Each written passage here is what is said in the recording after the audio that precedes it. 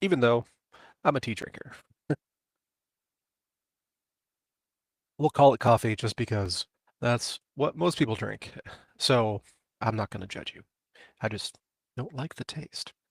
So yeah, a few things to go over this week. Obviously, last week tax season ended, and on Monday I have to go back to work, which makes me a little bit sad. I'm calling from the the home office today instead of the regular office that I'm in, but it is what it is. So unfortunately, I nor most people I know are independently wealthy in order to be able to just sit around and not work. But you know, it is at least the doing something that you find valuable. What I find valuable is helping people save their money, and that's what we do at Tax Sherpa. So, we help our clients keep their money from the government. And I had this realization a week or so ago. And, when we put together a tax plan for a client, we get paid, the taxpayer saves,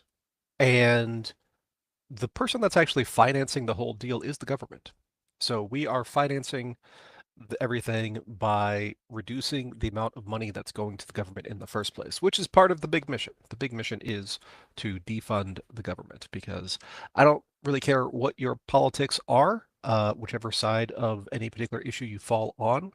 I can pretty strongly be sure that whatever you think the government should be doing, they're not doing a good job in general. So if you agree with half the policies and disagree with half the policies, then the half that you disagree with, obviously you don't want them to do that at all, and the half that you agree with, you probably want them to do better. Um, and I think they should do none of it, but that's personal preference. So, is what it is. But we can all agree that they aren't doing a good job with my money or your money or anyone else's money. And so that's where the larger mission of defunding the government comes in. Okay, so a few stories that I wanted to hit today on this little coffee break that we are on together, and let's see if I can figure out how to do this because not last time, but the time before, I actually ended up hanging up on the whole call. All right, so let's go to share. I will figure this out at some point. Share screen. Let's go to Riverside. No, this one. Okay, so can I put my face up there? There we go. All right. So this is the first story. This is actually a continuation of another story that we covered previously.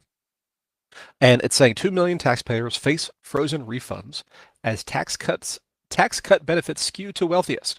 Well, tax cut benefits will always skew to the wealthiest because they pay the most tax, both in percentage terms and in absolute terms. So, um, it's funny when you see terms like this in the media when they say wealthiest.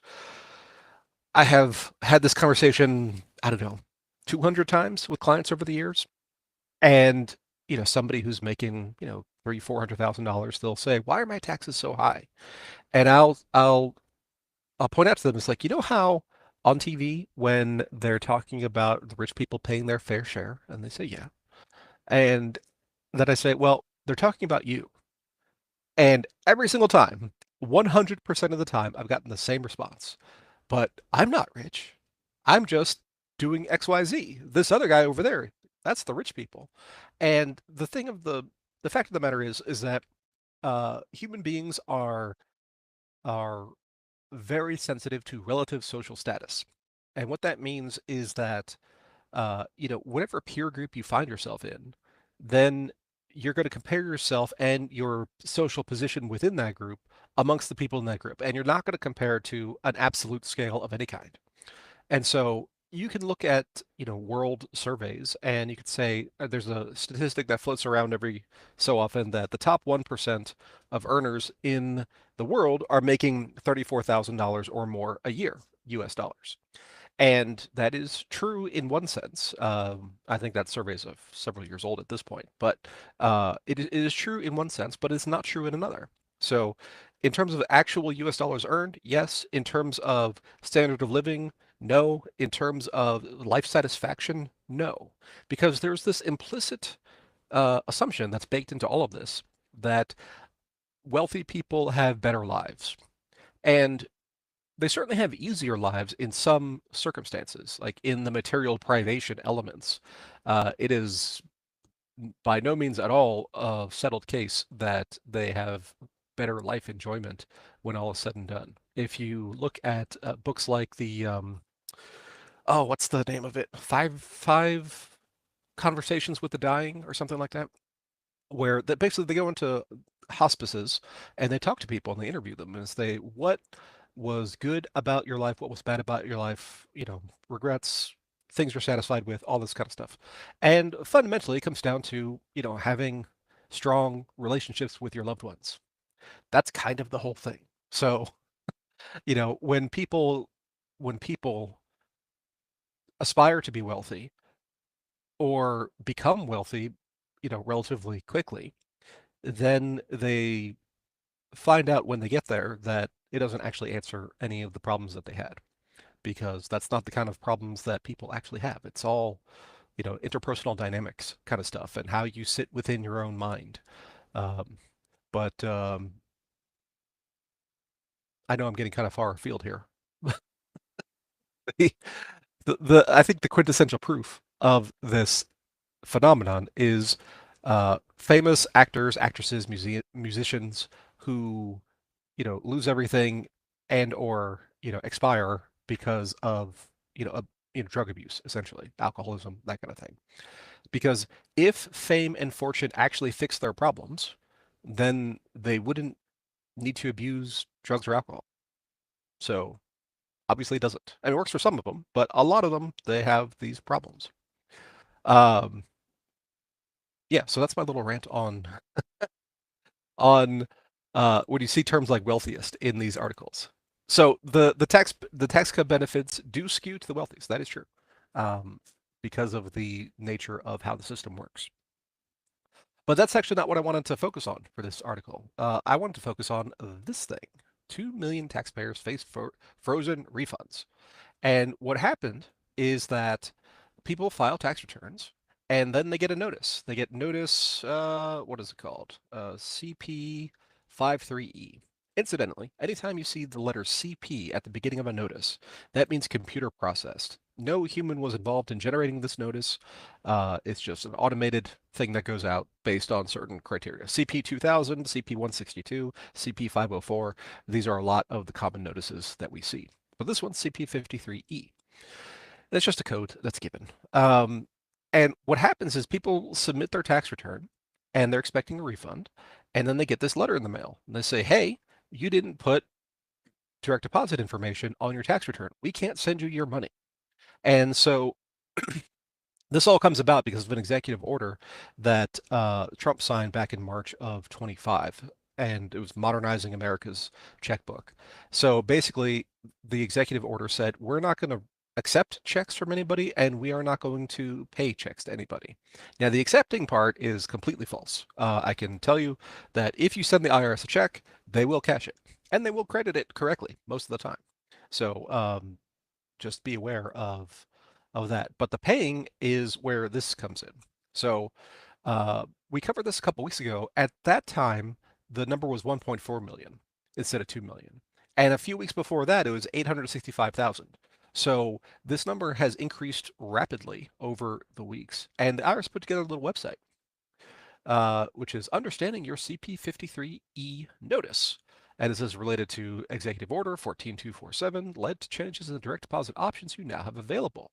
The new direct deposit change will allow individual taxpayers to provide us with a new or updated bank account to receive their tax refund via direct deposit if certain conditions are met. What you need to do: access or establish your online account by visiting your account to add or update your bank information. Here's problem number one. This system does not work for everybody. Now, it's better than it used to be, but they tie into like credit information, like, did you ever live at this address? Did you ever have this car? Those kind of things to validate your identity. You would think the IRS would know who you are, but they don't. So, so, um, so step number one is you have to have an IRS account, which I recommend people have. Um, It makes things a lot easier for a lot of things, but it doesn't work for everybody, like I said. So assuming you can do that, then you can, there's a process in there where you can update the bank account information. And they say, please allow 2 to 5 days for your refund information to update online. Use the Where's My Refund tool to check your refund status. Okay. And number 3, if you encounter any systemic issues that prevent you from updating your bank account information, read the message carefully and try again later. So, you know, assuming that you can get through and get things to work, it still might break. And just try again later. And this note just applies to everybody. When your refund is issued, it may be subject to offset. That's where they don't pay you the money that they owe you. If you have other outstanding liabilities, like if you owe back child support, or if you owe unpaid, like in default student loans, or you owe from a prior year to the IRS, or you owe a state from a prior year. Those are all reasons for offsetting your refund, and then they take that money and they apply it to whatever that debt is. Could be an SBA loan. It could be lots of things. But the FAQs here I thought were illuminating. So why do I need to provide a bank account for direct deposit? Because, they've always sent checks before. Well, it's because of this executive order. Mandates the transition to electronic payments for all federal disbursements, including tax refunds, except under certain circumstances. Well, what might those certain circumstances be? And it's basically hardship. Like I don't have a bank account, or, I can't figure it out, or whatever. Um, how will I know if my bank account was updated successfully? You will receive a message indicating your bank account update was successful. If there are any issues, you will receive an error message. Read all messages carefully. Follow any instructions given promptly. Can I update my bank account if I call into the toll-free line? And the answer is no, you cannot. You must do it through the online system within 30 days from the date of the CP53E notice. What if I added or updated my bank account information but made a mistake? Can I correct it? No, you cannot. You only have one opportunity. What if I don't have a direct deposit account? How will I get my refund? You may access your online account or contact the customer service toll-free number for more information. Now notice, you up here it says you call them and they can't change the info, but down here it's saying you call them and you can get more information about how to get your money, right? And there's this other payment, which there's this other page which we'll get to here in a second. What if I did not respond to the CP53E? If you don't respond to the notice, we will issue a paper check after 6 weeks. For updates on your refund status, visit Where's My Refund. Well, that's interesting. So if you do nothing, they will send you the refund. Except they won't. And they won't because it's been more than 6 weeks since this story has started and the number has not gone down. So, you know, maybe you'll get it after 6 weeks. Maybe it'll be 12 weeks. Maybe it'll be 50 weeks, because part of the problem is that there is nobody working at the IRS. Not nobody, but, very few. There was a report from, I think this one was the taxpayer or Treasury Inspector General, might have been the GAO. Anyway, one of them issued a report recently that says at the end of 2025, there were 2 million open files in IRS processing. Now, in a normal year, that number is less than 1 million. So more than double at the end of 2025 because they have had so many layoffs. And, people taking early retirement, all the Doge stuff, so all that has been going on. And, that's all well and good. The IRS has been claiming that they've been using technology to replace the productivity of those people. It's sort of true. Anything that is electronically filed is processing. I will tell you that. So if you e-file your tax return and you have direct deposit and you're getting your refund, that has been working pretty smoothly. What has not been working smoothly for more than a year is anything that requires a human being. And so we have clients where we sent in notices to the IRS in November of 2024 that have still not been processed because it's sitting on somebody's desk. Maybe that person's nobody there. We have no way of knowing. And it's just waiting to be picked up and processed. And so, you know, I'm thinking that since this number went from 800,000 to 1.4 million to 2 million now, as far as people stuck in this in this system, that there needs to be some kind of intervention on the manual basis, and there just isn't being done fundamentally. So I would not expect your check after 6 weeks. I mean, I think they will send it eventually, and if it takes more than a year, they will pay you interest as required by statute. But incidentally, if that happens, they then send you a 1099 for the amount of interest that is included in your refund payment. But it's tough going. Anything that requires a human being. So, what does that have to do with our next story? Well, IRS chief tells receptive Republicans doubting Democrats that tech spurred the most successful filing season ever. Now, keep in mind, 2 million people stuck waiting. Most successful filing season ever. All right. Now, obviously, it's politics, so the truth is the first casualty. But Bisignano, which I'm always confused on how to say this guy's name, he told the Senate Finance Committee that advanced technologies made up for massive staff cuts, saying the agency has had less people and better results. Well, less people for sure. Better results, debatable. Now, IRS CEO. Now, every time I talk about this guy, I always have to point out this is not a position that exists. It's okay. So, he's been put in charge. There's been no Senate confirmation of anything, and he's like the seventh guy that's been running the IRS since Trump took office. So it's unclear how much his words mean, if anything.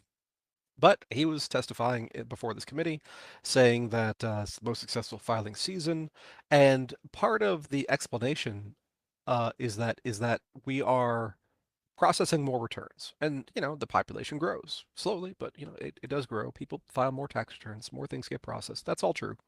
Um, and as far as getting refunds out, 98 million of them within 21 days. And he plans the IRS plans to launch a leadership academy to teach to the next levels of management on how you can have less people and better results. And then I'm not sure if this article goes into it, but he actually wants to cut another 4,000 staff, which is an interesting position to take at this point. Now, there's been other counter arguments because Besant had to go in and testify before Congress as well, and the Democrats are upset that the IRS is seeing a 5% decline in revenue collected through enforcement actions, and that was, I think, for 2025. So basically, there are less audits, which is a good thing, and the IRS is collecting less money, which is a good thing, but the Democrats don't like it. So that's kind of the status of things. Now, that will not always be the case. As we've seen, as the administrations change, the levels of staffing and the levels of enforcement zeal, let's call it, changes, right? So even though audits are low right now, I'm cautioning clients, it's like, hey, it's not always going to be this way, and there's a look back period, right? So by statute, the IRS can go back up to 10 years on tax returns, um, assuming there was no fraud anyway. So they can go back up to 10. By policy, they only go back 6. And that's where you'll hear the advice that you only need to keep 7 years of tax records. Um, that's where that number comes from. In real life, typically it's going to be 2 to 3 years, and then it can expand if somebody finds something and say, well, this is an issue that spans multiple years, so let's open up these prior years as well. So but realistically, right now people are getting audited for 2023, and in 2 or 3 years from now, might be into 2029. There's going to be a new president at that point. Um, Obviously we don't know who it'll be, but somebody, and who knows what the policy stance at that point will be. So, um, the decline in enforcement actions is kind of it's kind of a secondary effect, though, or secondary cause, because what people are not so concerned about is the amount of revenue. If you look at the tax gap, which is a report the IRS puts out every couple of years, and basically what they say is, okay, there was a year that was filed, or sometimes it's multiple years, and we go through our audit cycle, and then at the end of that, we have a report. We say how much was collected for that year, how much did we get on additional audits, and then how much, based on our statistical methods and everything, are we missing? That's the gap, right?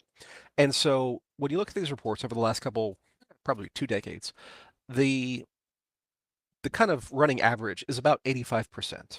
And what that means is there's what they call a voluntary compliance rate. That's very much in quotes, right? Because how many people are paying tax really voluntarily? You do it because, they will make your life hell otherwise.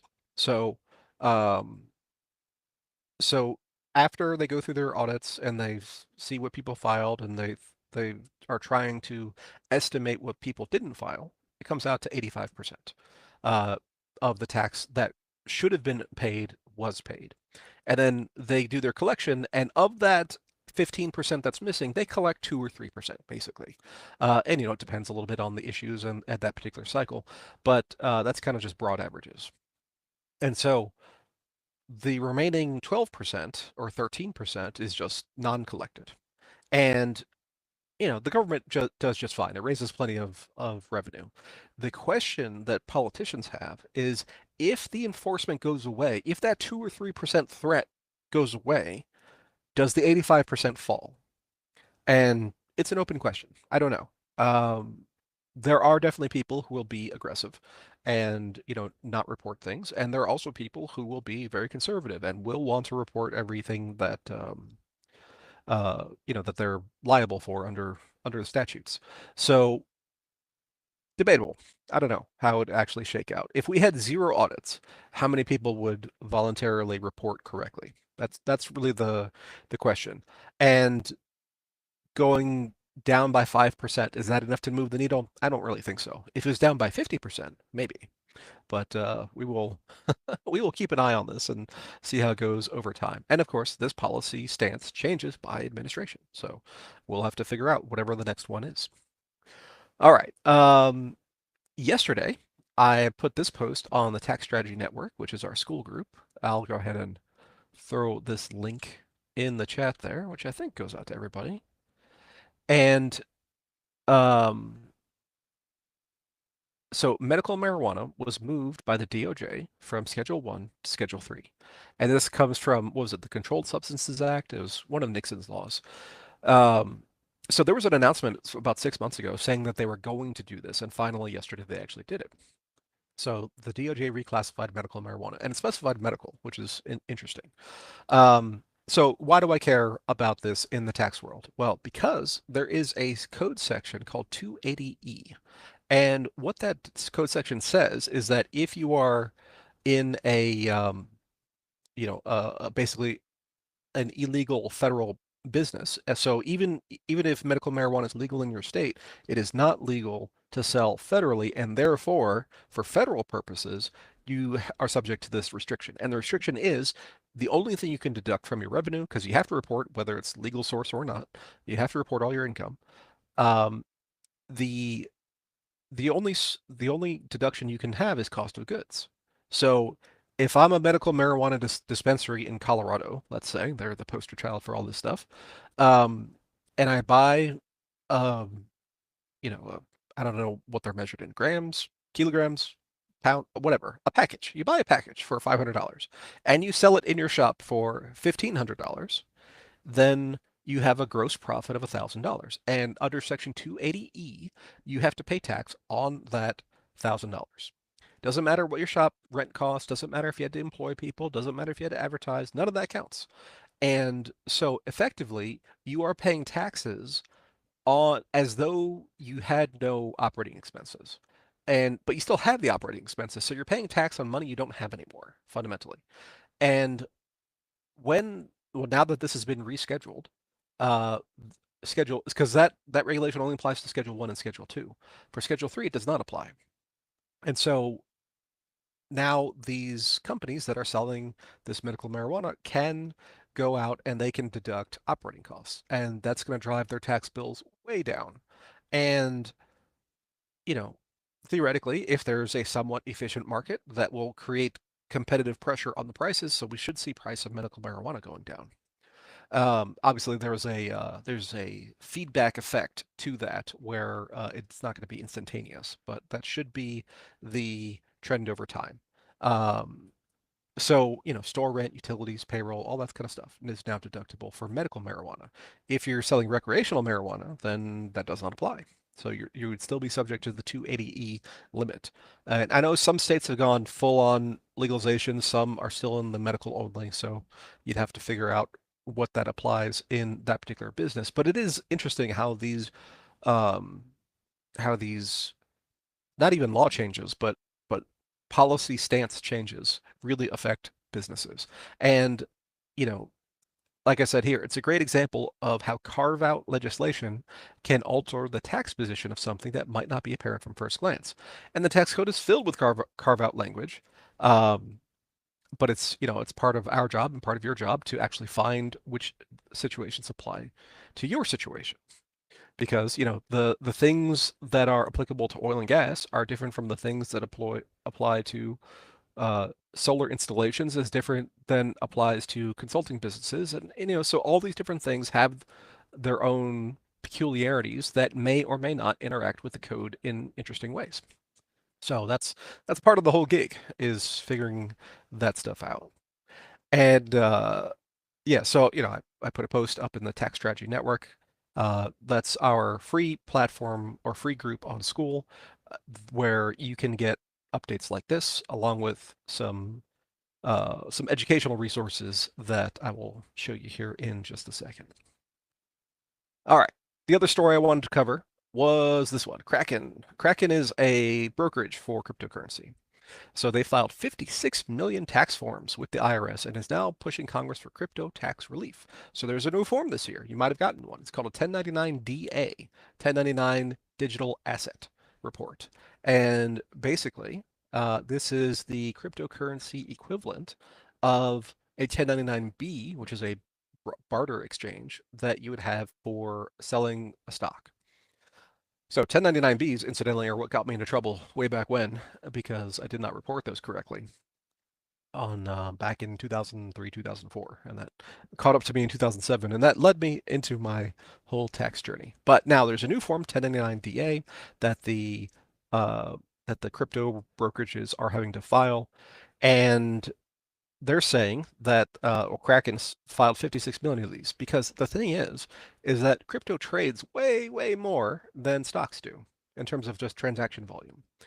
And according to their statistics, over half, 53.4%, were for amounts of $10 or less. A third were less than $1. 74.3%, I'm going to call that three-fourths, fell below $50. Only 8.5% exceeded $600. The threshold that triggers reporting requirements in most other areas of the tax code, such as payment apps like Venmo, that's actually no longer true. It's now 2000. Um, that was one of the changes in the One Big Beautiful Bill. So, uh, Kraken is saying these forms were not sent to sophisticated traders who made big returns from crypto. The vast majority of the forms are for staking rewards measured in fractions of a cent, small purchases, and routine activity. So, a couple different things I want to hit on there. Staking rewards. So, this has been a subject of debate in the tax world for a number of years. There was a tax court case that did not end up resolving really cleanly, where a couple in, I think it was Tennessee, they were making the argument that staking rewards are analogous to a baker taking ingredients and then baking a cake. You don't pay tax on the production of the cake, you pay tax when you sell the cake. So that's the income event. And I think they are actually correct about that. It does go against IRS guidance, but we are now in a post-Raimondo world, which was a Supreme Court decision, a year or two ago, that says if there's no legislation speaking to the topic, then we are no longer going to defer to executive agencies for interpretation, which is basically telling the EPA and the IRS and all these guys, like, hey, man, that's like your opinion, but it's not binding. So all IRS guidance at this point, as far as I'm concerned, if there's no legislation on the topic, are just suggestions. And you can be, more aggressive in your interpretation or not, and you can fight it out with the IRS if it comes down to it. So those are kind of the choices. So that's taking rewards where you get a penny a day or whatever. Small purchases. This bothers me because when you spend your crypto, I actually agree with the IRS in this interpretation in that if you are transferring, I don't know, let's call it, an amount of Bitcoin, 0.001 Bitcoin coins, in exchange for, a cup of coffee like this, then you have you have transacted value, and that is a taxable event because you had property of these coins and now you have exchanged it for in a barter exchange fundamentally for a cup of coffee or whatever it is. And there's all these credit cards out there that are offering people to use their crypto balances, and it's just creating huge tax problems for people. So I'm not a fan of using crypto for small purchases for Americans because of this issue, because then you have to then go back and trace, what's the basis of that particular coin that you used and figure out, whatever it is. Now, if we get some kind of legislation like Kraken is suggesting that we can exempt small purchases and de minimis kind of transactions, then sure, go for it. But right now, that is not the case. So Kraken is lobbying for it. I agree with them, and I hope they get something done. So the first thing it urged is a de minimis exemption indexed for inflation that would exclude small routine digital asset payments from capital gains reporting. I am fully on board with that. The second, the Kraken asked lawmakers to let taxpayers choose when staking rewards are taxed, either at the time of receipt, as current IRS guidance under Revenue Ruling 2023-14 requires, or at the time of sale. So yeah, again, Revenue Ruling, just suggestions at this point. So just keep that in mind. And I hope they are successful on both of these. The second one would give us some regulatory clarity, and not to be confused with the Clarity Act. And de minimis, I think, is the way to go because, well, I am a true believer when it comes to cryptocurrency, in that I think it will eventually be the de facto standard of transacting value in the economy. But I think we're decades away from that. So that's my 2 cents on that particular topic. So those were the biggest news stories I wanted to cover today, and I know we're slightly past time, but I'm going to show you a new thing anyway. So in the Tax Strategy Network, I post all kinds of courses. The ones that are educational, talking about like what things are totally free. So the ones that are implementation, where it's like, here's how we do this for our clients and here's the tools that we use, those are, you have to be either a paid member or an actual client. But this one that I just posted is on the executive suite strategy and how to use an accountable plan in your business to save money on things you're already spending that have a business connection. Because if you don't do this, fundamentally, you are tipping the IRS on money that you've already spent. And that's a terrible idea. On average, we see people save somewhere in the 5 grand area.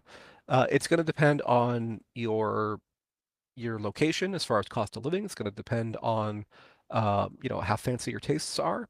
But fundamentally, the accountable plan and using the executive suite, and this interacts with a couple different code sections, section 1.62-2 and section 280AC, which is different than 280E that we talked about earlier.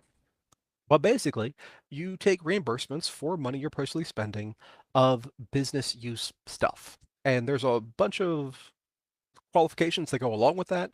And in this course, I go through a bunch of those qualifications and how to actually do this kind of stuff. So, if you're interested in saving money with your business, then I would recommend checking it out. Every company should have an accountable plan. Every company should have an education assistance plan. Every company should have a disaster plan.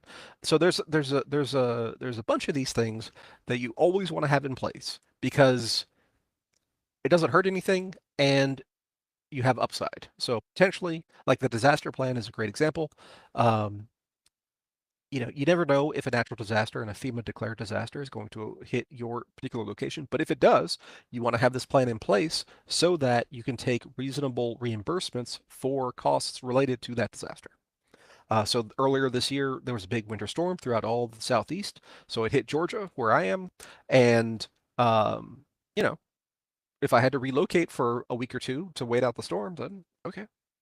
Where you relocate to could be a subject of the reasonableness question. Could I go to Hawaii from Georgia? Probably not. Could I go to Florida?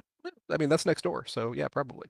So uh, that's the kind of thing you want to have in place in your stack of tax strategies so that if and when things happen, you can take advantage of them. So that's the kind of stuff you learn in the Tax Strategy Network. Go to school.com and you can just search for Tax Strategy Network, and I'll put the link here in the chat. And then, like I said, free to join. All you got to do is, you know, let us know how you found us, basically. A couple questions on the entry, but I don't think I've turned anybody away. So there is that. There are some things coming down the pike that I'll hopefully get to tomorrow, or not tomorrow, but next week on the next show, where I'm working on a tool that will allow people to draft their own notice responses. So I'm starting with the notice CP 162, those are late filing penalties, and CP 504s, which are interest assessments on those late filing penalties. Um, so, basically you upload into a secure area and then it processes everything and you can tell it what kind of response are we drafting, and then it'll spit out a letter for you. And then you can just print that out, sign it, and send it to the IRS. So those are things to be on the lookout for. All right. Okay, so that's all we got for this week with a little coffee break. My tea is actually getting a little bit cold at this point, so I think it is time to wrap up. And we will see you next week. Same time, same place, noon Eastern on Friday. Catch you later.